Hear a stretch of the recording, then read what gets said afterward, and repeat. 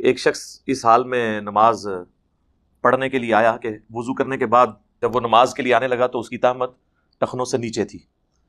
तो अल्लाह के महबूब सल्लल्लाहु अलैहि वसल्लम ने फरमाया कि वज़ू दोबारा करके आओ, और फिर साथ फरमाया कि जिस का तहमद या आज़ार टखनों से नीचे हो, अल्लाह ताला उसकी नमाज कबूल नहीं करता। ये अल्फाज हैं। अब ये बड़ी सख्त वईद है।